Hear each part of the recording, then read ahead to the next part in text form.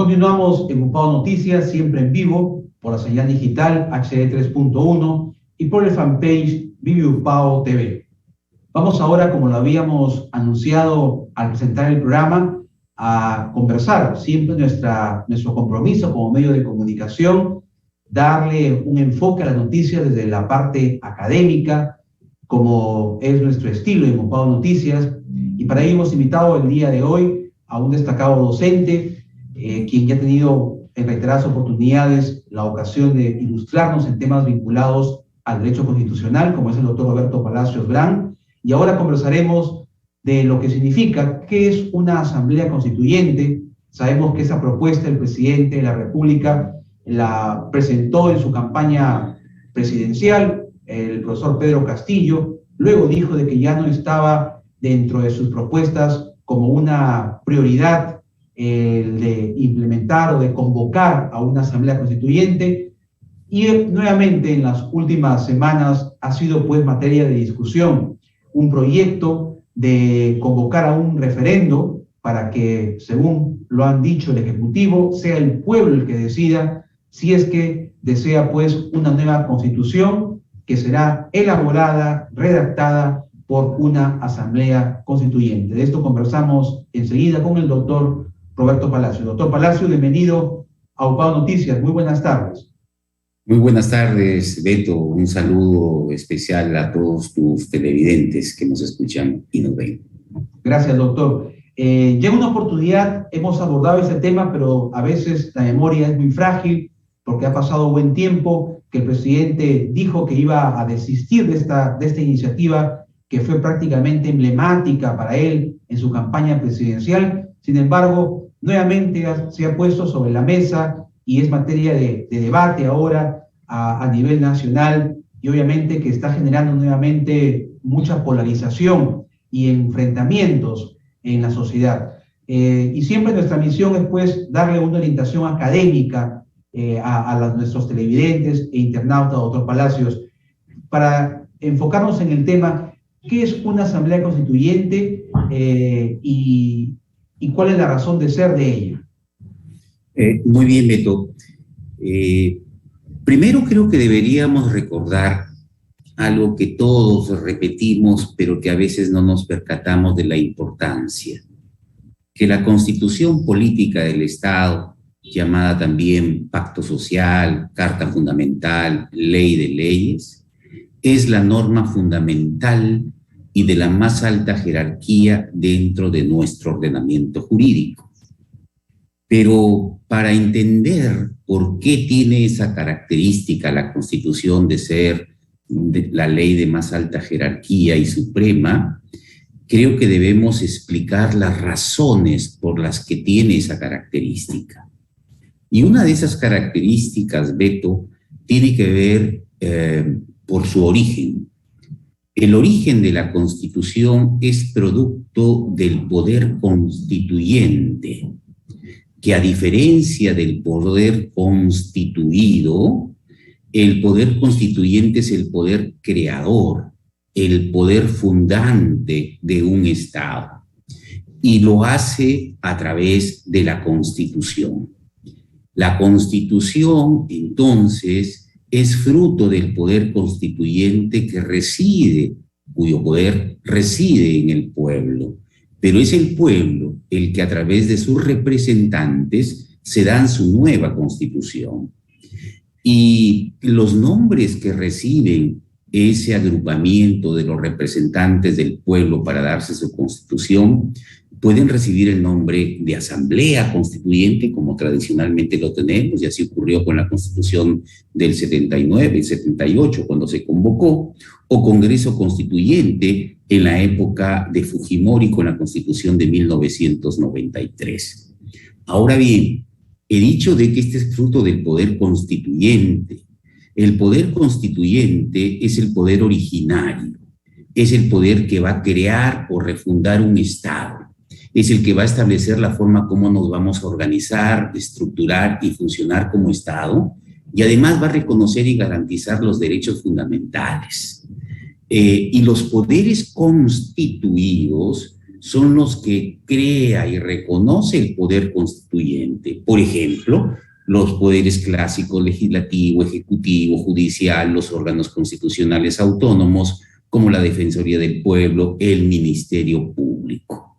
Entonces, ahí tenemos una definición, digamos, académica de lo que es el poder constituyente como órgano creador e ilimitado para darnos una constitución a través de la Asamblea Constituyente por medio de los representantes del pueblo que nos van a dar una nueva constitución. Ahora bien, si me permites, Beto, esta es la parte conceptual. Ahora nos encontramos ante una realidad, y la realidad es de que el señor presidente de la República, Pedro Castillo, el día de ayer, ha presentado un proyecto de ley en la que solicita o propone la convocatoria a una asamblea constituyente o someterla a referéndum, a una pregunta al pueblo soberano para que decida si es que tenemos una asamblea constituyente para que se pueda dar una nueva constitución. Al respecto, como ya lo hemos señalado en anteriores oportunidades, la Constitución vigente establece claramente el procedimiento para la reforma de la Constitución y está regulado en el artículo tantas veces mencionado 206 de la Constitución, que me voy a permitir leerlo muy rápidamente para poder entenderlo. Toda reforma constitucional debe ser aprobada por el Congreso.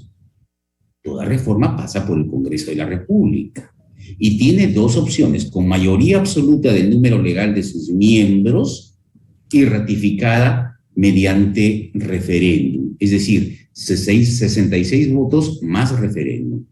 La otra opción es que puede omitirse el referéndum cuando el acuerdo del Congreso se obtiene en 2 legislaturas ordinarias sucesivas con una votación favorable en cada caso superior a los 2/3 del número legal de congresistas. Es decir, en 2 legislaturas el Congreso tiene que aprobar la reforma total o parcial de la Constitución por 87 votos. En la primera opción, 66 votos más referéndum. ¿Qué está proponiendo el presidente de la República? Él, en una locución en Cusco, mencionó de que iba a consultar al pueblo si querían una asamblea constituyente para darnos una nueva constitución en el marco de la Constitución. Y luego hemos leído el proyecto de ley que ha presentado al Congreso de la República.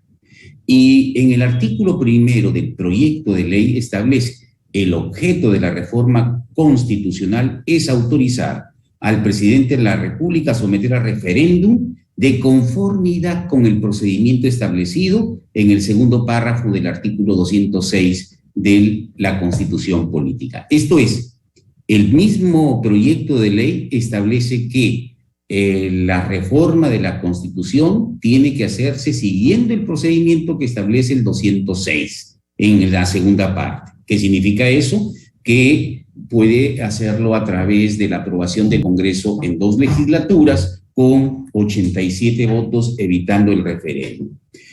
Pero nos llama la atención que en el artículo 2 del proyecto incorpora un nuevo artículo a la Constitución. La Constitución tiene 206 artículos e incorpora el artículo 207, que establece que la elaboración y aprobación del proyecto de nueva Constitución está a cargo de una asamblea constituyente elegida por el pueblo, cuya propuesta de texto constitucional es sometido a referéndum popular ratificatorio. Y ahí encontramos una primera contradicción. Porque inicialmente nos dice que se va a seguir el procedimiento del 206 a través de 66 votos más referéndum o 2 legislaturas ordinarias con 87 votos, y en el artículo 207 que incorpora, dice que la elaboración y aprobación del proyecto de nueva Constitución está a cargo de una asamblea constituyente elegida por el pueblo, cuya propuesta de texto constitucional es sometido a referéndum. Y eso no es posible. Se contradice. Totalmente contradictorio, totalmente contradictorio. Esa es una primera llamada de atención para entender que este proyecto de ley debería ser rechazado por la Comisión de Constitución por inconstitucional. Pero no queda ahí este proyecto de ley, porque incorpora también disposiciones transitorias especiales. Y hay una disposición transitoria, bueno, varias, pero la que nos puede llamar la atención es que este proceso de asamblea constituyente hasta que se elabore la Constitución, en caso de que se apruebe, que lo veo bien complicado, bien difícil, materialmente imposible, o jurídicamente imposible, mejor, nos va a demandar más de cerca de 2 años. Imagínense, casi 2 años. Y en esta disposición transitoria se puede tomar nota en la 7ª que los poderes constituidos, me refiero al Poder Ejecutivo, Legislativo, Judicial, y los órganos constitucionales autónomos, Tribunal Constitucional, Defensoría del Pueblo, etcétera, no pueden impedir en forma alguna las decisiones de la Asamblea Constituyente. Claro, es independiente. Esta tampoco podrá modificar el actual periodo del mandato para el cual fueron elegidos el presidente y los congresistas de la República. ¿Qué significa eso? Que en tanto se elabora la nueva Constitución, no pueden modificarse el periodo de mandato del presidente y de los congresistas. Esto es, nos quedamos todos. Y otro punto que también es importante tomar en cuenta para el análisis es la 8ª disposición final de este proyecto de ley, en la que establece que la conformación de la Asamblea Constituyente, y dice que va a tener 130 asambleístas, pero es estamentaria. Establece que el 40% de representantes serán de las organizaciones políticas, 30% por candidatos o candidatas independientes, el 26% por representantes de pueblos indígenas y el 4% por representantes de los pueblos afroperuanos. Por eso el mensaje político que dan, que va a ser una asamblea plurinacional, etcétera, no se condice con lo que establece el artículo 35 de la Constitución. Ahí tenemos otra inconstitucionalidad de este proyecto de ley. El artículo 35, que me voy a permitir reseñarlo, establece lo siguiente, Beto. Los ciudadanos pueden ejercer sus derechos individualmente a través de organizaciones políticas, como partidos, movimientos, alianzas, conforme a ley. Tales organizaciones concurren a la formación y manifestación de la voluntad popular. Su inscripción en el registro correspondiente les concede personalidad jurídica. Y sin embargo, aquí están incorporando, y no voy a establecer un juicio de valor sobre la importancia de los pueblos indígenas, de los pueblos afroperuanos y del 30% de candidatos o candidatas independientes. Está afectando, está contradiciendo, está infringiendo el artículo. Perdón que lo interrumpa. Por favor. Esta situación llama la atención poderosamente porque dentro del gabinete del Consejo de Ministros hay destacados abogados constitucionalistas como el señor Landa, el premier que también es abogado. Sin embargo, ellos no han tenido no se han percatado o han aprobado una norma que es totalmente incongruente, inconstitucional. O sea, eso es lo que no nos entendemos, bajo qué principios diseñan un proyecto totalmente fuera de la ley. Así es. Sería, bueno, es una sorpresa que el profesor y jurista César Landa Arroyo, que fuera además es presidente del Tribunal Constitucional, habría avalado este proyecto de ley.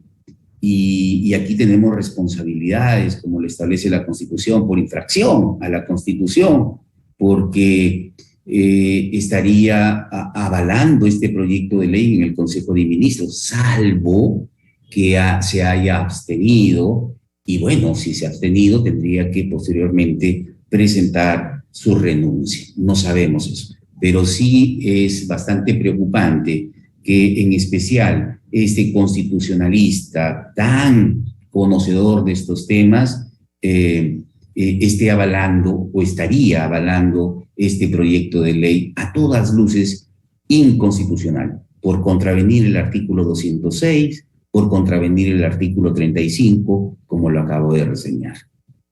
Finalmente, doctor Palacios, hay obviamente un grupo que están a favor de una nueva constitución y se argumentan o se basan diciendo que la constitución actual vigente, la del 93, no puede seguir gobernando el país porque es una constitución que se elaboró en el marco de un gobierno dictatorial de Fujimori.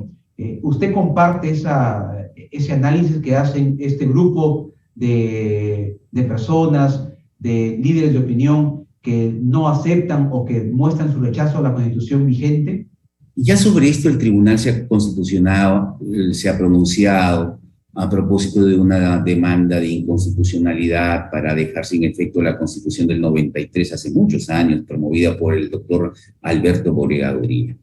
Y ya tenemos más de casi 30 años de vigencia de la Constitución de 1993. Pero yo sí creo y considero de que se podría reformar parcialmente la Constitución.